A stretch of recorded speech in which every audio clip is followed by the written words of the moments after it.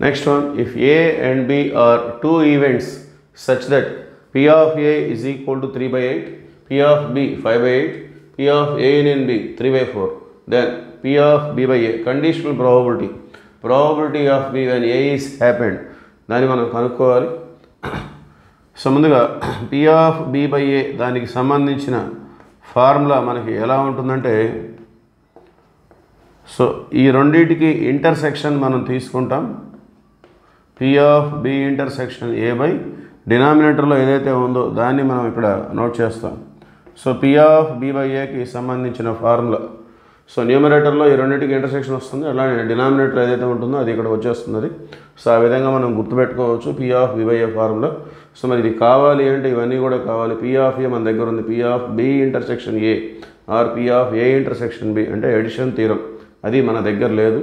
So దాన్ని మనం calculate చేసుకుందాం ముందుగా.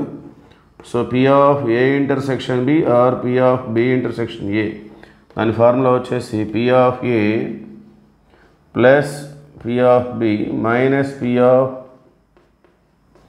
A union B.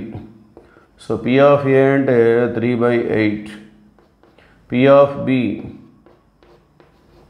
5 by 8 minus P of A union B 3 by 4. Okay, 3 by 4. So దీన్ని మనం 2 తోటి మల్టిప్లై చేసినట్లయితే, సో 2 తోటి మల్టిప్లై చేస్తే 2 3 6, 2 4 8.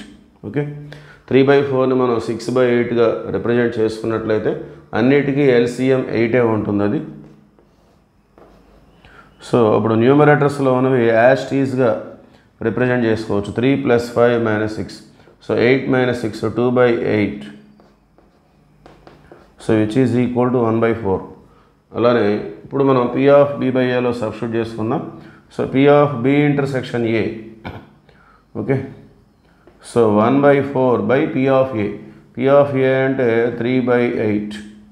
So this is equal to 1 by 4 into 8 by 3, 4 1 ja 4 2 ja. So finally it is equal to 2 by 3. Therefore option 1 is the right answer.